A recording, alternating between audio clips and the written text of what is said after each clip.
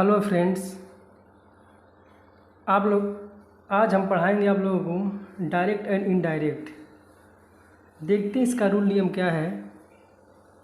देखिए लिखा है डायरेक्ट एंड इनडायरेक्ट स्पीच और नरेशन, मतलब इसी को डायरेक्ट इनडायरेक्ट बोलते हैं और इसी को नरेशन बोलते हैं। देखिए इसके दो भाग होता है, अक्सर हम लोग यही लगाएंगे।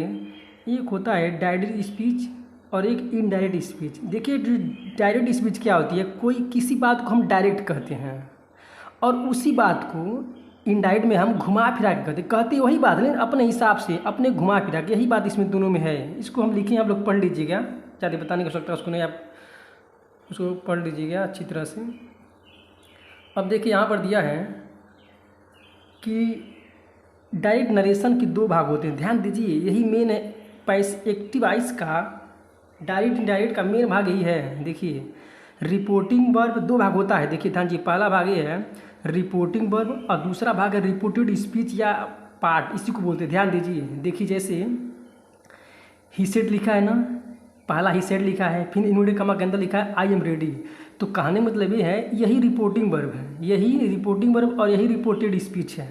पर हम लोग आगे पढ़ेंगे तो जो भी टेंस है इसी के अनुसार चेंज होगा, इसी के मतलब कोई भी परिवर्तन हुआ तो रिपोर्टिंग वर्ब के अनुसार इस टेंस में परिवर्तन होगा। आगे ये हम बताएंगे, ध्यान दीजिए, यही मेन है। रिपोर्टिंग वर्ब इसको बोलेंगे और रिपोर्टिंग स्पीच इसको बोलेंगे, आगे इसी का अक्सर तक काम चलेगा। देखिए ध्यान दीजिए, यहाँ अर्थ के दृश्य के हम 5 प्रकार के पढ़ेंगे इसको, मतलब जो हम पढ़ेंगे डायरेक्ट इनडायरेक्ट 5 प्रकार का पढ़ेंगे। देखिए पहला क्या है, असर्टिव सेंटेंस, दूसरा इंट्रोगेटिव सेंटेंस, तीसरा ऑब्जेक्टिव सेंटेंस, चौथा इम्परेटिव सेंटेंस और पांचवा एक्सक्लामेटरी सेंटेंस। ये हम 5 पढ़ेंगे। अब देखिए आगे इधर हम बताते हैं पहला क्या है, पहला कैसे है। देखिए ध्यान दीजिए आप लोग, देखिए पहला है असर्टिव सेंस। देखिए पहला रूल ये लिखा है कि टेंस में परिवर्तन संबंधी नियम। इसका पहला नियम ही बता रहा है कि टेंस में हम कैसे परिवर्तन करेंगे। देखो रूल पहला क्या बता रहा है, पहला रूल ये बता रहा है, देखिए फिर वही बात हम जो बताएं वही यहाँ बोल रहा है, यदि रिपोर्टिंग वर्ब, ध्यान दीजिए जो हम बताए थे उसमें पहला जो पहली बार आता है, जो शुरू में आता है, यदि रिपोर्टिंग वर्ब प्रेजेंट टेंस या फ्यूचर टेंस में है तो रिपोर्टेड स्पीच के टेंस में किसी प्रकार का परिवर्तन नहीं होता है। पहला रूल का मतलब ये होता है, यदि रिपोर्टिंग वर्ब प्रेजेंट का मतलब प्रेजेंट का चारों टेंस या फ्यूचर का मतलब फ्यूचर का चारों टेंस रिपोर्टिंग वर्ब में आता है तो रिपोर्टेड स्पीच के टेंस में किसी प्रकार का परिवर्तन नहीं होता। जैसे देखिए मैं यहाँ पर लिखा हूँ, बता रहा हूँ आपको। देखिए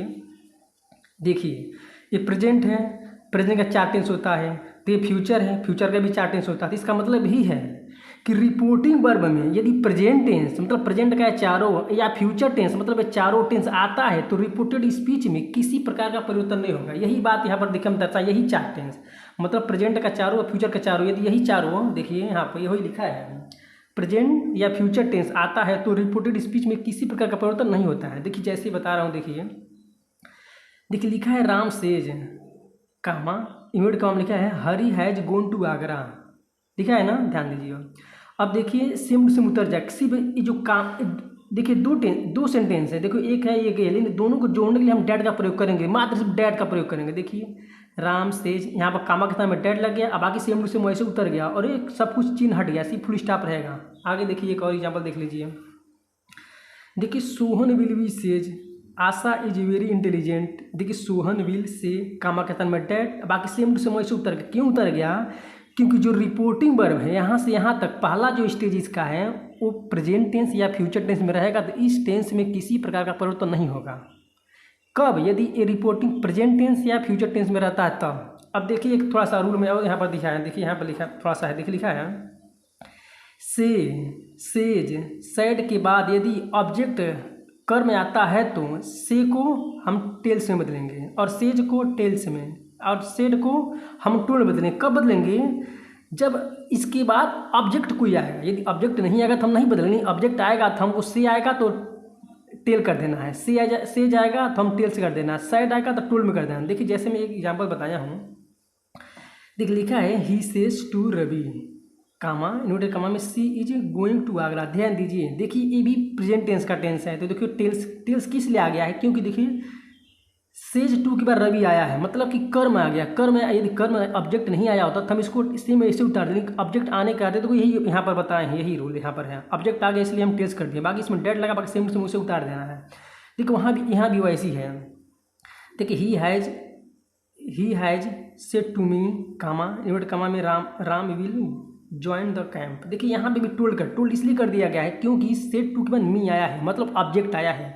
ऑब्जेक्ट आएगा तो हम टोल्ड में करेंगे, ऑब्जेक्ट नहीं आता तो हम नहीं करते हैं। अब बाकी डेट लगा के सेम टू सेम वैसे ही उतार देना है, मतलब कुछ परिवर्तन नहीं होगा। क्योंकि रिपोर्टिव वर्ब किस में है, प्रेजेंट टेंस या फ्यूचर। देखिए यहाँ पे बताया हूँ, ध्यान दीजिए, लिखा है यदि रिपोर्टिंग वर्ब। देखिए दूसरा रूल क्या बता रहा है, जिसका दूसरा बहुत इंपॉर्टेंट है, लिख रहा है दूसरा रूल ये बता रहा है यदि रिपोर्टिंग वर्ब पास्ट टेंस में हो तो रिपोर्टेड स्पीच के टेंस में निम्न प्रकार का परिवर्तन होता है। दूसरा रूल ये बोल रहा है कि यदि पहले तो हम ये रूल पढ़े हैं, पहला जो रूल था कि यदि रिपोर्टिंग वर्ब प्रेजेंट टेंस या फ्यूचर टेंस में आता है तो रिपोर्टेड स्पीच में किसी प्रकार परिवर्तन नहीं होता है। लेकिन दूसरा रूल क्या बोल रहा है, यदि पास्ट रहेगा तब क्या करेंगे। यदि रिपोर्टिंग वर्ब पास्ट टेंस में है तो अनेक परिवर्तन होगा। देखिए पहला परिवर्तन क्या होता है, देखिए ध्यान दीजिए। देखिए ये बोल रहा है सिंपल प्रेजेंट टेंस को सिंपल पास्ट में कब बदलेंगे, जब रिपोर्टिंग टेंस पास्ट टेंस में रहेगा तब। जब रिपोर्टिंग टेंस पास्ट में टेंस में रहे और रिपोर्टेड स्पीच प्रेजेंट इंडेफिनिट में रहे तो उसको हम पास्ट इंडेफिनिट में कर देना है। देखिए अब ध्यान दीजिए, यहाँ मैं बता रहा हूँ। देखो राकेश सेड टू मी, देखिए पास्ट है। आप कहेंगे कैसे पास्ट है, देखिए से हमारे कहना होता है ना, इसी का देखो सेकेंड रूप आया है सेड और थर्ड भी रूप। आपको पता है कि पास्ट टेंस में पास्ट इंडेफिनिट में वर्ब का दूसरी अवस्था प्रयोग होता है। देखिए दूसरा अवस्था आया है, देखिए अरे पहला अवस्था ये है, पहला आएगा तब जान जाएंगे कौन टेंस है। देखिए दूसरा अवस्था है, इसीलिए ये पास्ट है।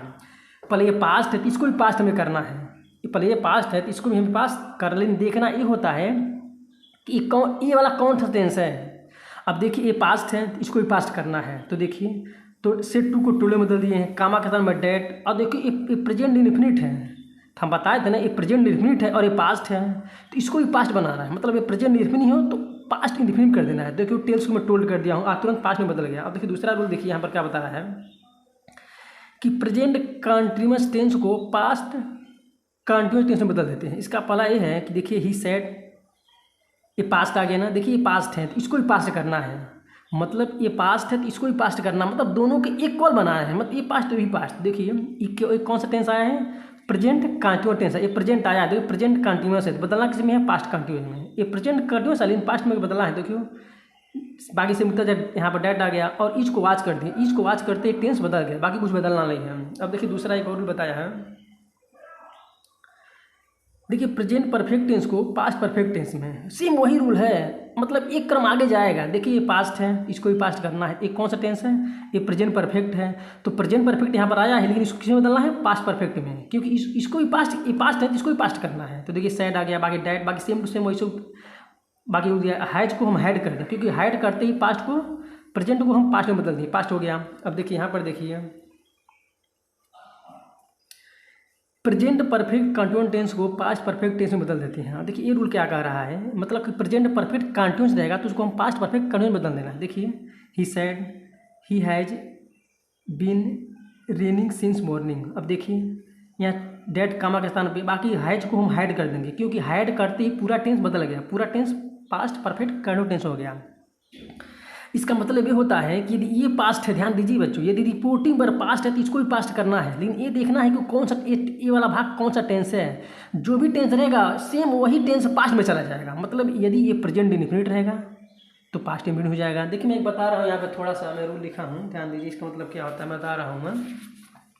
जैसे देखिए यहाँ पे बताया हूँ, देखिए कहानी मतलब यदि रिपोर्टिंग टेंस पास्ट में रहेगा तब, यदि प्रेजेंट गिरेगा सिंपल प्रेजेंट तो सिंपल पास्ट में कर देना है, प्रेजेंट कंटिन्यूअस गिरेगा तो पास्ट कंटिन्यूअस में, प्रेजेंट परफेक्ट है तो पास्ट परफेक्ट में, प्रेजेंट परफेक्ट कंटिन्यूअस है तो पास्ट परफेक्ट कंटिन्यूअस में गिरता, मतलब उसकी एक आगे चला जाएगा।